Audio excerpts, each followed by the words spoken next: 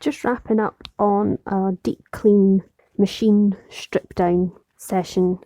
I wanted to put a video up on the sponge bars that most likely will need replacing in most of these old machines. If the sponge is non-existent, like this one here, if you press it in and it doesn't spring back up, it does need replaced. For comparison, we can show you side by side how a sponge bar should look, or perhaps as close to this as possible, in that it does spring back up. And this is a replacement sponge kit that you can purchase from various places. The main sources are Xenonits, Xenaknits. Essentially, it's a 10mm by 10mm foam strip that has some sticky backing on it and then some iron-on fusible cotton interfacing. Now, the strip kits that come with, for instance, Xenonits, they come with these probably about 18-20mm wide pieces of interfacing, which when applied to the foam ends up being wider, and the instructions suggest that you go in with a pair of scissors to trim it down after it's been installed. However, I find I prefer to mark the strip in half along its length and then use a metal edged ruler and something like a rotary cutter to cut down the strip's width so that I can just apply it straight onto the sponge and it's done. So it's a little bit of prep beforehand, but it helps. The other alternative, if you don't want to go through this process of sponge strips and iron-on interfacing for the top, is to buy something like the Smart Co sponge bar by Rob Fountain. A more expensive bar, however, they do last quite a bit longer. What you will find with these bars though is that your carriage might be a little bit stiffer at first to knit with until the bar has been what I like to refer to as bedded in for a little bit.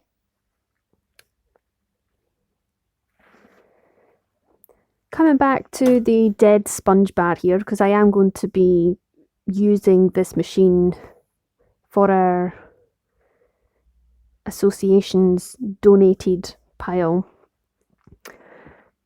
I'm going to come and I'm going to completely strip all of this old icky sponge out. Now, of course, the first thing I will be doing is going through the supplies, which would be gloves. These ones are kind of stained from the deep clean that I've just done on the main bed. I'm going to need some gloves. I'm going to want either a scalpel blade or sharp knife, some sort of flat edge, whether this is a flathead screwdriver or I have this old chisel tip blade in a holder. It is fairly more on the blunt side, I would say, because this has been used for quite a while. This has come from my partner's modelling stash. It was an old blade that was no longer sharp enough for his needs, but suits mine perfectly. You might also want a stiff brush. You could go with a wire brush, either a steel or a brass one, or something like a denture brush. I have this old toothbrush, but for this requirement it's a little too soft, So I'd want to go for something a little bit stiffer than that. And then you'll need something to get rid of all the old sticky residue. So something like a sticky stuff remover, or denatured alcohol, or even something like what I use in my cleaning is the Dettol spray, because it has an alcohol ingredient in there. It does help to get rid of sticky residue quite well.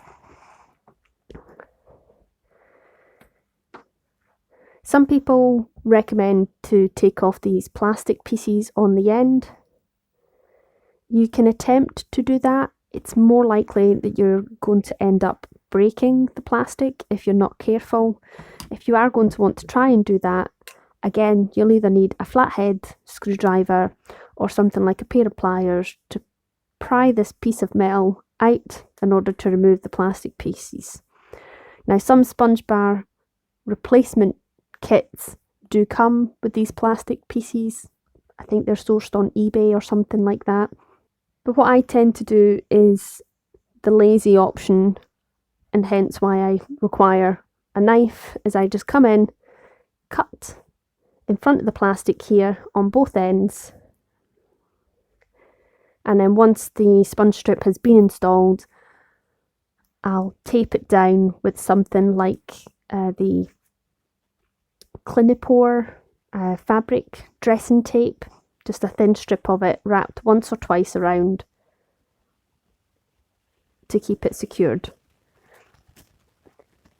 Now you'll notice on the Smartco bar that they have heat shrink on the end to keep their material in place on the bar. However, I've found attempting to do the heat shrink option on these original bars is no good, because we don't have that cut in anywhere along the bar. So when we push it in and we have heat shrink on there, it's going to get caught up on certain points within the machine and potentially come off whilst you're pushing it into the machine, which could then also mean that the sponge strip would start to be pulled off as well. Coming in close so that you can see what I'm going to be doing. If you're not going to attempt to take the plastic piece out, then just come in with your knife and cut the fabric tape. Come in with either your flathead screwdriver or some sort of chisel blade, and you're just going to scrape out all of this old sponge residue. Now, depending on how bad the residue is, so for this instance, this machine has been sitting quite a while, so the sponge is more like a cake consistency, and that it's fairly soft but also crumbly. So you might want to put a protective cover down over your surface to make cleanup a little easier. But I'm just running the flat edge down either side of the widest part, and then I'm turning it on its side to clear any bits out from the raised side. And I'm going to work that all the way down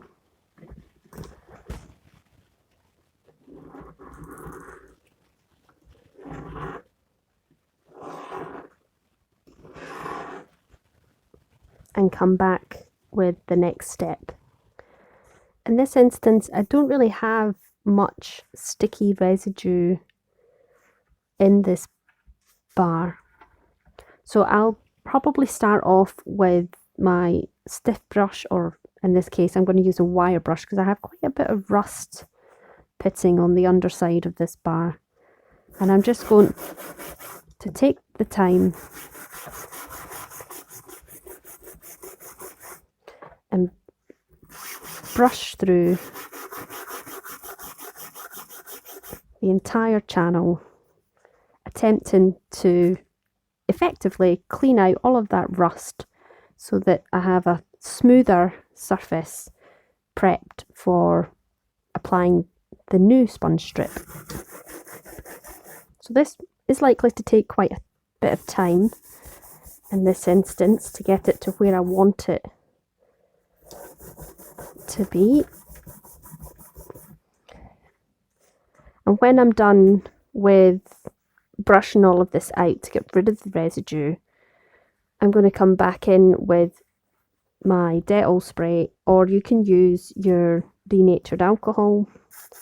Spray a little bit on my cloth and come in and wipe out the channel, and that'll lift any of the residue and dust that might be left over from brushing this out.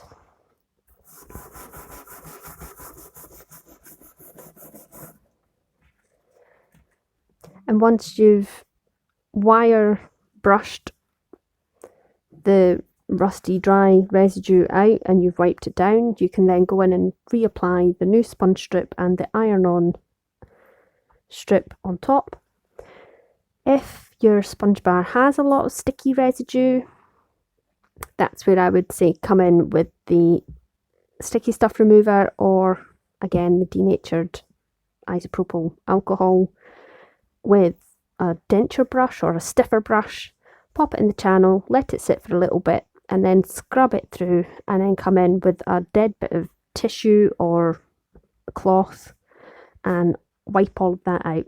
I would suggest you use a decent thick kitchen roll sheet to do that, so that you can throw it in the bin rather than the cloths if you don't have a specific cloth set up for maintaining your machines.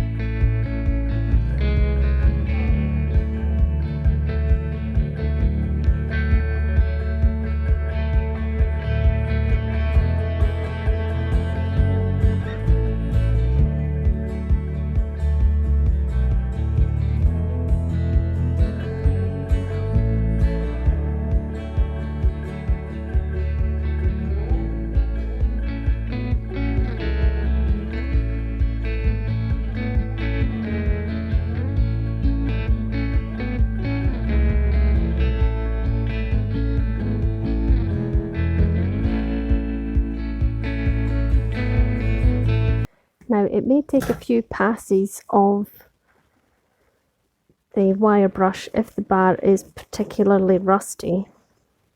Essentially you want to try and get as much of that rust up off the bar as possible. So you might have to do some brushing, come in with your alcohol and wipe it down, and then go back and do a little bit more brushing.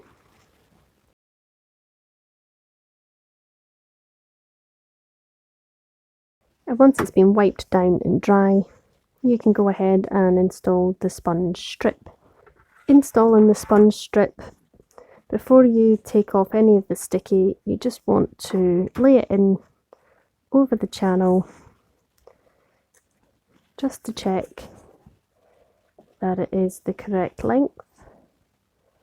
Now ideally the strips will be oversized, and that's fine, because you can trim it at the end once you've stuck it down in place with a pair of scissors.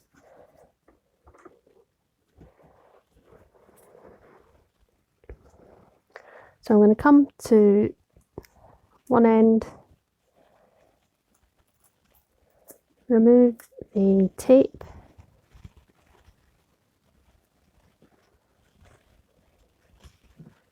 not all the way, we just want to remove it a little bit.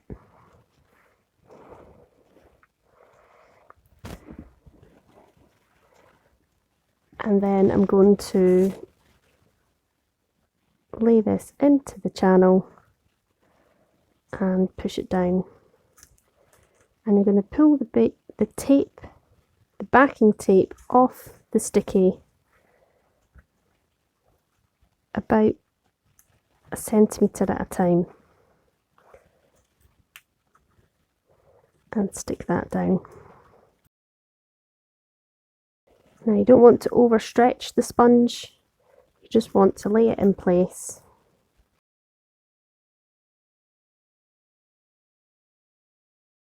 And I'm just coming in and double checking on the other side of the bar that it is seated correctly in, ensuring that it hasn't stuck up onto the raised edge. And whilst you're putting the sponge strip in, I would suggest that you have your iron on, preheating, so that you can go ahead and be ready to put the topping strip on once this is stuck in. When you're happy with the sponge strip sat in the channel, double checked it on both sides. I'm going to come in and I'm going to trim the sponge just in line with the plastic piece here.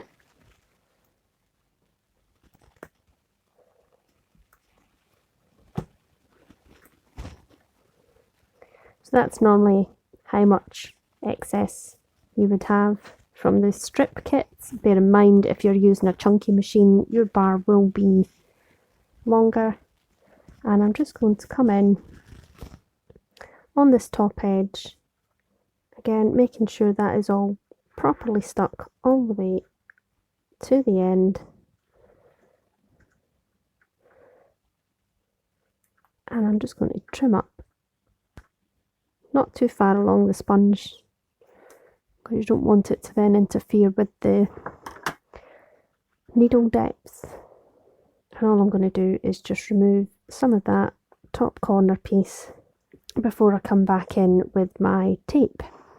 Now I'm not going to go through the whole process of putting the tape on camera, but you would want a medium heat on the tape when you look at it and you move it back and forth in the light. One side will have a slight sheen, that is the glue that you'll need to put down to the sponge, and the other side will have a fabric finish and there's no sheen, and that's where you would want to place the iron on top.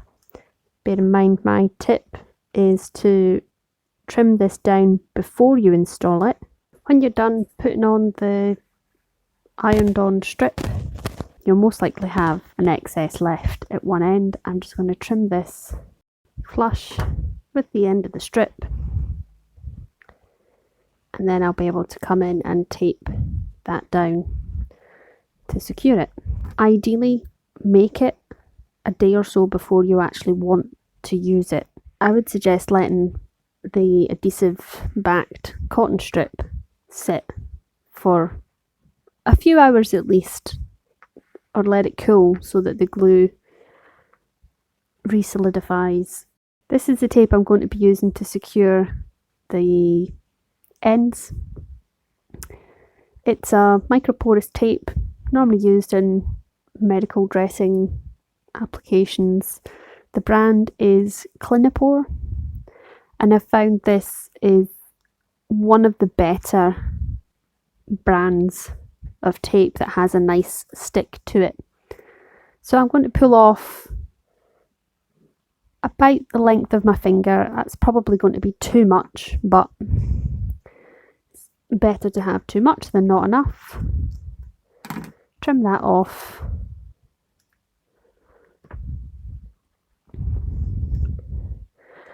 And ideally, this type of tape I have, I think, is about 2.5 centimetres in width. You could buy narrower tape. This is just what I have to hand. And if you wanted to, you could apply that, but I'll probably trim this down width ways. so that from that one length I can have both ends of my sponge bar secured. The first thing I'm going to do is place it on top of the sponge, press it on. Now I don't want to pull on the tape because all that's going to do is pull the sponge off to one side. I want to press with one finger, then pull down to secure it, press it into the back of the bar, flip it over, make sure if there's any overlap from that first point that it's pressed in, tucked out of the way, and then I can come back in and wrap. And normally that is where I would trim off. I don't like to have more than one, or at a maximum 2 overlaps on the back of the bar, as this tends, if this is too thick either on the side or on the back, it is more likely to catch within the machine and tear the tape off, which then in turn could cause the sponge to come loose, and it's just an overall mess and time consuming process to try and fix to pull the bar back out. That's the other reason why I like this Clinipour tape, is because it is quite a good stick fabric tape.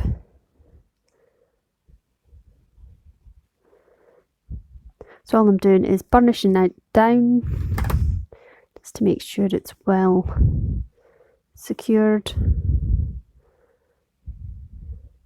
and then I can repeat that on the other side.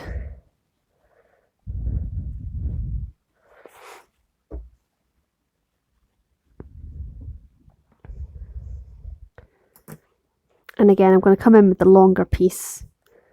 If you wanted to be frugal, you might get away with this one, but I don't want to take the chance of not having enough to wrap it around. Plus the longer piece gives me something to grab onto to put it under better tension. So again, line it up on the edge here. Press that on, press it down, pull it down, burnish it in the back, pull this back up and pull it over.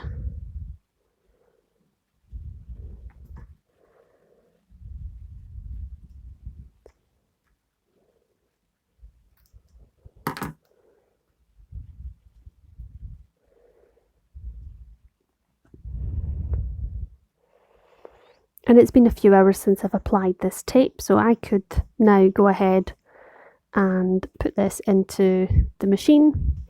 If the machine is going to be stored or not used for a great length of time, I would put this on top of the bed, sort of tucked behind the carriage before the back section, and that way then it would allow it to be kept in place for storage, and the sponge isn't going to be put under pressure if it was put inside the machine. Don't forget to subscribe and hit the thumbs up button if you enjoyed this video. Feel free to leave a comment, and until the next time, you've been watching Button Mouse the Wee Machine Knitter.